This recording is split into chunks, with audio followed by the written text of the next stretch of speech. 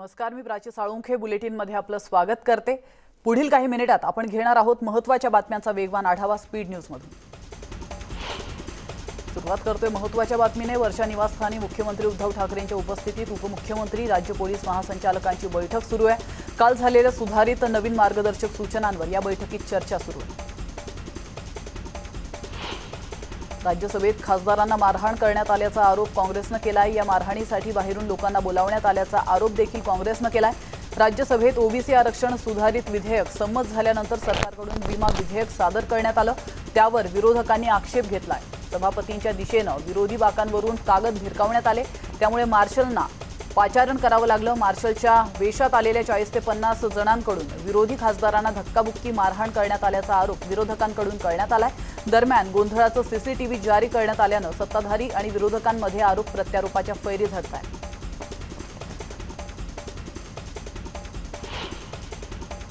नवी दिल्लीत विरोधी पक्षांची बैठक काँग्रेस अध्यक्षा सोनिया गांधींनी बोलावलेली आहे आणि या बैठकीला विरोधी पक्षाचे सर्व नेते हजर राहणार आहेत। 20 ऑगस्टला ही बैठक पार पडणार असून या बैठकीसाठी मुख्यमंत्री उद्धव ठाकरेही नवी दिल्लीत जाणार। नवी दिल्लीत विरोधी पक्षांनी आंदोलन केलंय। संसद भवन ते विजय चौकात विरोधी पक्षाचे नेते एकत्र आलेत। राहुल गांधींच्या नेतृत्वाखाली हे आंदोलन सुरू आहे। केंद्र सरकार विरोधात हे सर्व विरोधक एकवटलेत।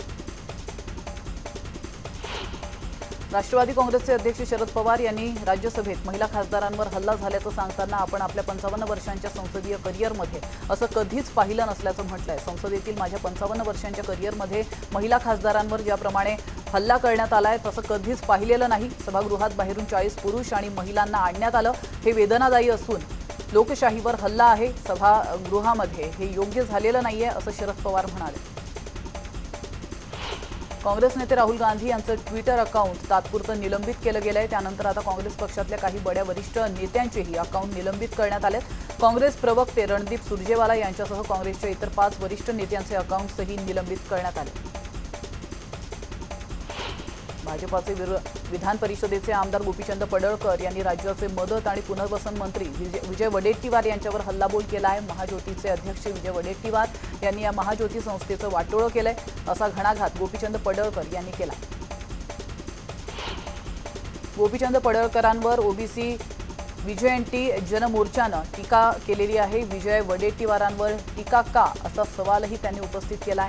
तर या ठिकाणी शपथ घेतली आणि फसवण्याचं काम केलंय। आज त्याचं भाजपाचे तुम्ही आमदार आहात, तुमचा बोलावता धणी कोण असा प्रश्न देखील त्यांनी विचारला।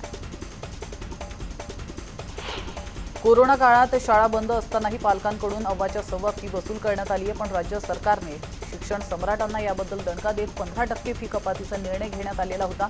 पण मंत्रिमंडळाच्या बैठकीत या निर्णयावरून आता खडाजंगी झाल्याची माहिती समोर आली। शाळा सुरू करण्याचा निर्णय हा स्थानिक प्रशासनाचा आहे। कुठलीही जबरदस्ती करत शाळा सुरू करण्याचा आमचा प्रयत्न नाही। शिक्षण सचिव यांनी आमचा सूचना अहवाल टास्क फोर्सकडे पाठवला आहे। याबाबत 2 दिवसात बैठक घेत शाळा सुरू करण्याबाबत निर्णय होईल अशी माहिती शिक्षण मंत्री वर्षा गायकवाड यांनी दिली। कोविडचा मुलांच्या शिक्षणावर मोठा परिणाम झालाय। शाळा सुरू करण्याबाबत सरकारने समन्वय नसल्याची टीका विरोधी पक्षनेते देवेंद्र फडणवीस यांनी केली आहे। शिक्षणापासून वंचित मुलं आणि संभ्रमावस्थेत असलेले पालक अशा सध्या परिस्थितीत असल्याचंही फडणवीस यांनी म्हटलंय।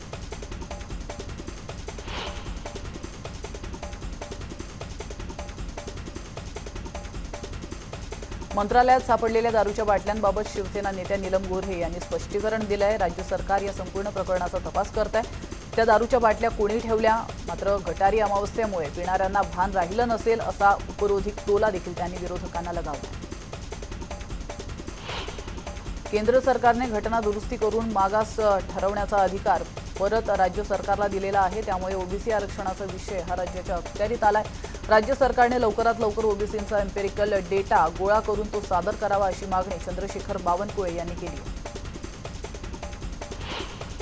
पेटा हटवून बैलगाडा आणि टांगा शर्यत सुरू करण्यात यावी या मागणीसाठी नांदगावला शेतकरी आणि बैलगाडा शौकीन रस्त्यावर उतरून आंदोलन करतायत। भाजपचे माजी आमदार संजय पवार यांच्या नेतृत्वाखाली तहसील कार्यालयावर बैलगाडी मोर्चा काढण्यात आलेला आहे।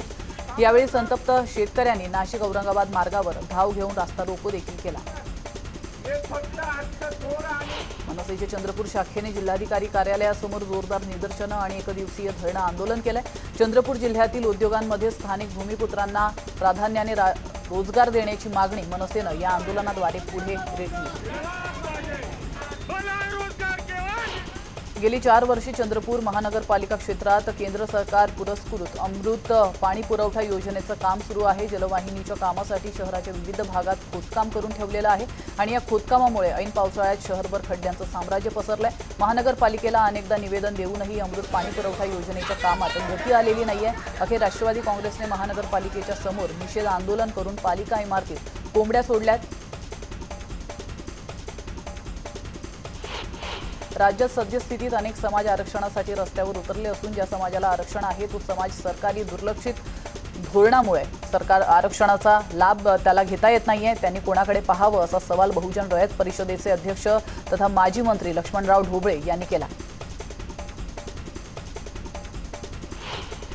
रानभाज्यांचा आठवडे बाजार चक्क नाशिक शहरात सुरू केलेला आहे। राज्यातील या पहिल्या अभिनव उपक्रमाचं उद्घाटन कृषी मंत्री दादा भुसे यांनी केलंय।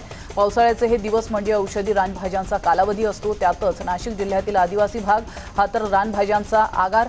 आता याच रानभाज्या सर्वसामान्य ग्राहकांसाठी राज्याच्या कृषी खात्यानं खुल्या केल्या। पुणे वन विभागानं एक अभिनव उपक्रम राबवलेला आहे। पुण्यात विविध तस्करीमध्ये पकडलेली दुर्मिळ प्रजातीची एकूण 64 कासवं ही आसाममधील गुवाहाटी येथे पाठवण्यात आली आहेत। दुर्मिळ वन्यजीवाला हवाई मार्गे पाठवणं हा महाराष्ट्रातील पहिला आणि एक आगळावेगळा उपक्रम आहे।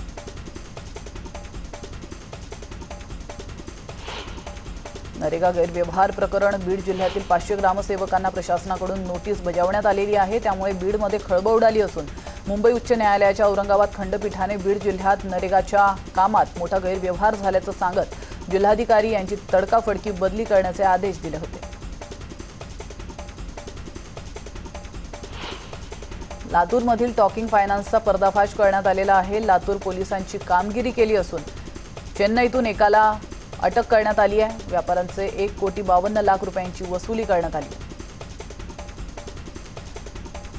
लातूरातील गोकुळ मंत्री या तरुणाच्या खुनातील आरोपींच्या पोलिसांनी मुसक्या आवळलेल्या आहेत। दोन्ही आरोपी 18 ते 20 वयोगटातील असून नशेत धारदार शस्त्राने 28 वार करून खून केल्याची धक्कादायक माहिती समोर आली।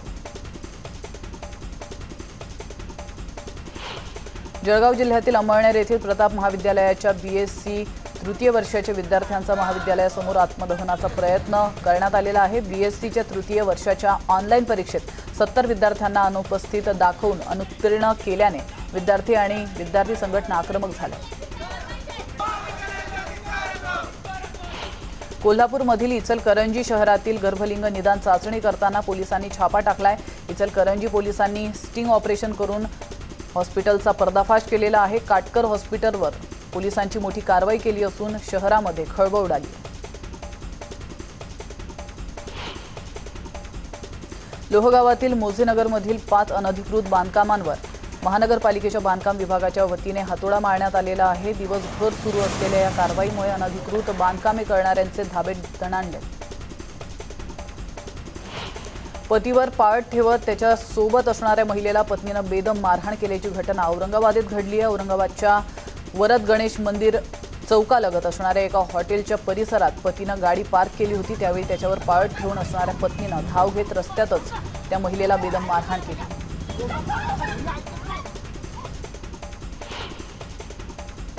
नवी मुंबई मनसे शहर अध्यक्ष गजानन काळे यांच्यावर पत्नीकडून नेरूळ या ठिकाणी गुन्हा दाखल करण्यात आलाय। मानसिक आणि शारीरिक छळवणूक करणं या कलमांखाली गजानन काळे यांच्यावर गुन्हा दाखल करण्यात आला।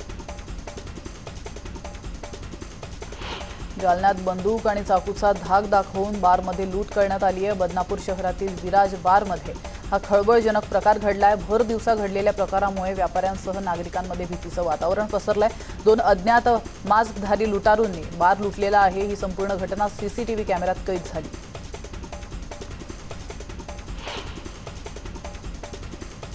इथं घेतो एक छोटासा ब्रेक, लगेचच परत येतोय। तुम्ही पाहत रहा स्पीड न्यूज।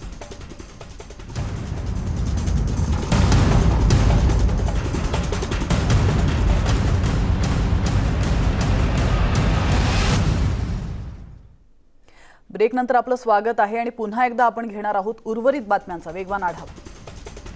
सुरुवातीलाच बातमी आहे अकोल्यातून. अकोला जिल्हा कोरोनामुक्तीकडे वाटचाल करत असतानाच आता जिल्ह्यात डेल्टा प्लसचा शिरकाव झालाय. जिल्ह्यात डेल्टा प्लसचा पहिला रुग्ण आढळल्याने आरोग्य यंत्रणा हादरून गेली आहे. अकोला जिल्ह्यातील अकोट तालुक्यात राहणाऱ्या एका व्यक्तीला डेल्टा प्लसची लागण झाली आहे. राज्यात अटी आणि शर्तींवर मॉल्स आणि इतर व्यावसायिक आस्थापनं सुरू करण्यास सरकारनं परवानगी दिली आहे, पण धार्मिक स्थळं सुरू ठेवण्यास मात्र सरकारनं परवानगी दिलेली नाहीये. धार्मिक स्थळं बंद असल्यानं भाविक आणि मंदिरावर उदरनिर्वाह असलेल्या व्यावसायिकांमध्ये संताप आहे. अटी शर्तींवर मंदिर उघडू देण्यास का परवानगी देत नाही असा सवाल ते करतायत. इतर राज्यात मंदिरं खुली करण्यात आली असल्याने महाराष्ट्रातही मंदिरं खुली करण्यात यावीत अशी मागणी जोर धरू लागली आहे. मंदिरावर उपजीविका असलेल्या अनेक लोकांच्या रोजगाराचा प्रश्न निर्माण झाला आहे. नाशिकच्या काळाराम मंदिर परिसरातील व्यावसायिकही मंदिर बंद असल्याने व्यावसायिक चिंतेत आहेत. कोरोनाच्या दुसऱ्या लाटेचं टेन्शन कमी झालेलं आहे, मात्र तिसऱ्या लाटेचा धोका कायम असल्यामुळे प्रशासनाने सण उत्सवांतील सावधगिरी कायम ठेवली आहे. कोरोनाच्या पार्श्वभूमीवर पंढरपुरातील विठ्ठल मंदिर बंद ठेवण्यात आलेलं आहे. मंदिर बंद असतानाही अनेक भाविक पायरीचं दर्शन घेताना पाहायला मिळत आहे. राज्यात अनेक जिल्ह्यात मॉल्स, रेस्टॉरंट्स, हॉटेल्ससह अनेक आस्थापनं सुरू होत असतानाच मंदिरे मात्र बंदच ठेवण्याचा निर्णय झालेला आहे. मंदिरे बंद असल्याने धार्मिक स्थळांचे सर्व व्यवहार ठप्प आहेत. अनेक महिन्यांपासून शिर्डीतील साईबाबांचं मंदिर बंद असल्याने अनेक व्यावसायिकांचं नुकसान झालंय. शिर्डीतील साई संस्थानही आर्थिक संकटात सापडलं. राज्य शासनाने आणि लॉकडाऊनमध्ये एक पाऊल पुढे टाकत निर्णय अधिक शिथिल केलेले आहेत, पण त्यात मंदिरांचा समावेश नव्हता. श्रावण महिन्यात किमान लोकांना मंदिरं खुली करून द्या अशी मागणी भाजपनं केली आहे. दारू, बियर, बार, त्याचप्रमाणे रेस्टॉरंट्स सगळं सुरू होऊ शकतं, तर मंदिरं का नाही असा सवाल भाजप आमदार राम कदम यांनी उपस्थित केला. मुंबईतली वरळी भागात लसीकरणासाठी चक्क 1 किलोमीटरपेक्षाही जास्त लांब रांग लागल्याचं पाहायला मिळालेलं आहे. लोकांनी लसीकरणासाठी मोठी गर्दी या ठिकाणी केली होती, त्यामुळे सोशल डिस्टन्सिंगचा पार फज्जा उडाल्याचं पाहायला मिळतं. वसई विरार महानगरपालिकेच्या लसीकरण केंद्रांवर एकच झुंबड उडाली आहे. आज वसई विरारमध्ये फक्त 17 केंद्रांवर लसीकरण करण्यात आलंय. कालपासून लोकांनी रांगा लावून आपल्याला डोस कधी मिळेल याची प्रतीक्षा करतायत. वसईत गेल्या 2 दिवसांपासून लसीकरण बंद असल्याने नागरिक चांगलेच संतापले. कल्याण डोंबिवली महानगरपालिकेची लसीकरण केंद्र बंद ठेवण्यात आली आहेत. लसींचा तुटवडा असल्याने केंद्र बंद ठेवण्याची वेळ पालिकेवर आली आहे. महानगरपालिकेने शासनाकडून लस साठा उपलब्ध न झाल्याने लसीकरणाची सुविधा बंद राहील असं पालिकेनं नागरिकांना म्हटलंय. पुणे येथील MIT विश्वशांती विद्यापीठातील विद्यार्थ्यांनी चालकरहित विद्युत 4-चाकी वाहन तयार केलेलं आहे. चालक विरहित स्वायत्त विद्युत 4-चाकी आणि 4 आसनी बोल्ट ऑन ऑटोनॉमस व्हेइकलची निर्मिती त्यांनी केली आहे. या वाहनाची पॉवर ही 3 किलो वॅटची आहे. गो कार्ट प्रकारचं हे वाहन आहे.